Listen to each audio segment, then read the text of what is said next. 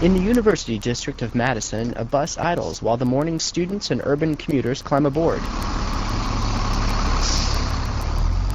As the bus leaves the intersection, it belches a cloud of exhaust into the air, giving fuel to a growing debate as to the clean air aspects of metropolitan transportation.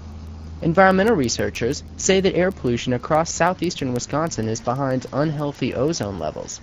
They say this causes asthma and other respiratory problems, as well as more serious concerns linked to particulate matter air pollution. Lloyd Egan, Director of Air Management in Wisconsin, says everyone concerned over clean air should use public transportation. Public transportation really helps us in terms of reducing the amount of emissions of pollutants into the air, so it's a really good thing for air quality. But Brett Hulsey of the Midwest Sierra Club says that's not enough. He says a nationwide study shows diesel pollution poses a range of health problems, from asthma to cancer. Diesel pollution causes about 133,000 cases of cancer a year. 31 studies show that children and people who live near busy roadways are more likely to have cancer, asthma, heart attacks, and other health problems. If we reduce traffic, we can significantly reduce asthma and other health problems. Hulsey says one of the best things transportation officials can do to freshen the air in urban areas is to either use cleaner diesel fuel or switch to biodiesel and natural gas to power buses. Ann Gullickson is transit service manager for the Madison Metro Transit. She says that they looked into cleaner burning natural gas, but in the end the costs were too high. What we find is much more promising for us here in Madison is taking a look at the hybrid electric buses. They are diesel hybrids rather than gasoline hybrids.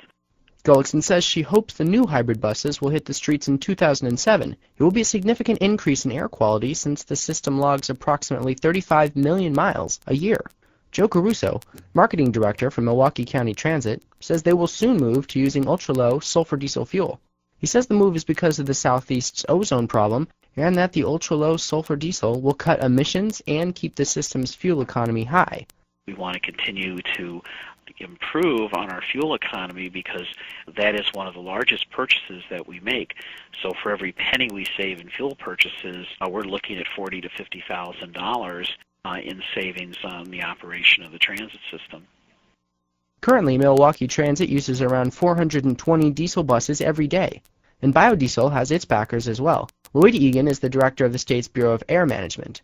Egan says biodiesel burns cleanly and is made from renewable resources like corn and soybean oil. It can have some real positives from an air quality standpoint, and it can also provide some economic benefit to farmers if we're using crops that are renewable and can grow to make biodiesel instead of mining fossil fuels.